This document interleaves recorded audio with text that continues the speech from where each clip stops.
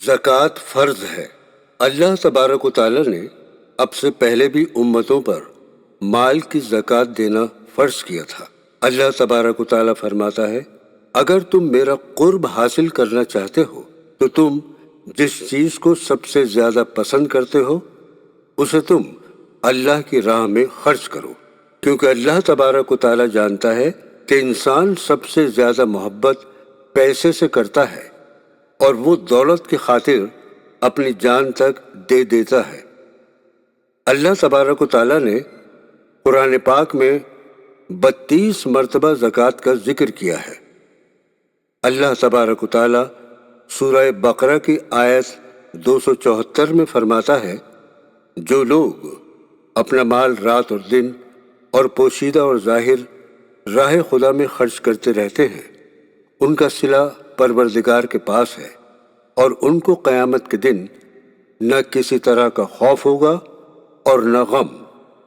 جو مسلمان صاحب نصاب ہے اس کے لیے اپنے مال میں سے زکوٰۃ فرض ہے، اور صاحب نصاب اس شخص کو کہتے ہیں جس کے پاس اپنی ضرورت سے زیادہ مال کی قیمت 52.5 تولہ چاندی کی قیمت کے برابر ہوتی ہے۔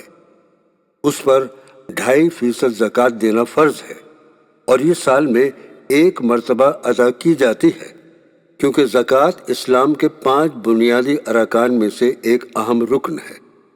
زکوٰۃ ادا کرنا فرض ہے کیونکہ اسلام کی بنیاد 5 ارکان پر ٹکی ہے: توحید، نماز، روزہ، زکوٰۃ اور حج۔ جس مسلمان نے زکوٰۃ دینے سے انکار کیا وہ شخص اسلام سے خارج ہو جاتا ہے، اور اگر کوئی صاحب نصاب مسلمان زکوٰۃ ادا نہیں کرتا تو وہ شخص کبیرہ گناہ کا مرتکب ضرور ہوگا، لیکن کافر تب کہلائے گا جب زکوٰۃ دینے سے انکار کرے۔ زکوٰۃ ادا کرنے میں تاخیر کرنا ٹھیک نہیں ہے۔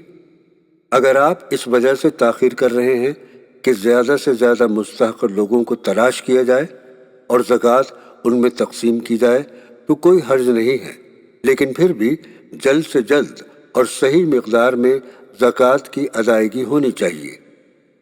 اللہ تبارک و تعالی سورہ آل عمران کی آیت 180 میں فرماتا ہے، جو لوگ مال میں جو اللہ نے اپنے فضل سے ان کو عطا فرمایا ہے بخل کرتے ہیں تو وہ اس بخل کو اپنے حق میں اچھا نہ سمجھے۔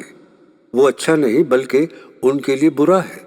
وہ جس مال میں بخل کرتے ہیں قیامت کے دن اس کا طوق بنا کر ان کی گردنوں میں ڈالا جائے گا، اور آسمانوں اور زمین کا وارث اللہ ہی ہے، اور جو عمل تم کرتے ہو اللہ کو معلوم ہے۔ اللہ تعالیٰ سورہ بقرہ کی آیت 3 میں فرماتا ہے، جو غیب پر ایمان لاتے اور آداب کے ساتھ نماز پڑھتے اور جو کچھ ہم نے ان کو عطا فرمایا ہے اس میں سے خرچ کرتے ہیں۔ سخاوت پیسے سے نہیں ہوتی، سخاوت دل سے ہوتی ہے۔ اللہ تبارک و تعالیٰ سے سخاوت مانگو، اللہ تمہیں سخی بنائے۔